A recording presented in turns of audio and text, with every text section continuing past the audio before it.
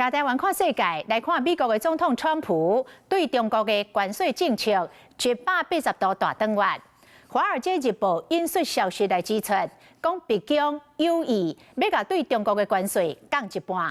美国股市因为这个消息，拜三收红盘，道琼指数大起419点。也不过这是有条件的。川普讲，是不是要来降低到中国的关税？最后也是盖在北京政府安怎来谈判。中国原来真坚持，因外交部的发言人讲，美国若有想要来对话，就应该停止用关税继续来威胁。I'm not going to say, oh, I'm going to play hardball with China. For years, we've been ripped off and taken advantage of by China. 川普心海底针，唔过才过半个月，美国总统川普为美中国吃人告告，变作讲的优先对待中国。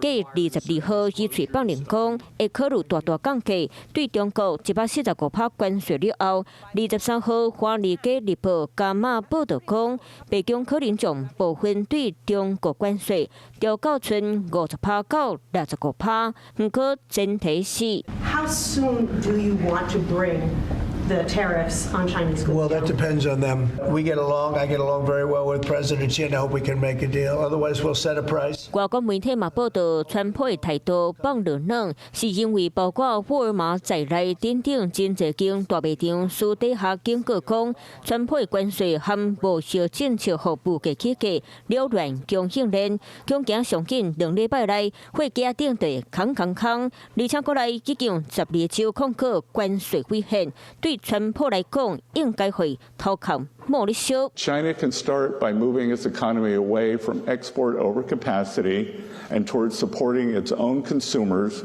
and domestic demand. 如果美方真的想通过对话谈判解决问题，就应该停止威胁讹诈。面对川普态度大改变，中国无啥想要插，中国网友趁机会口说，讲川普真囡仔性。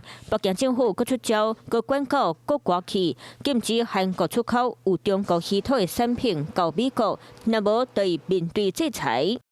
Hello， 我是蒋欣梅。想要抢先掌握最及时的新闻资讯吗？赶快订阅、按赞、开启小铃铛，锁定华视新闻 YouTube 频道。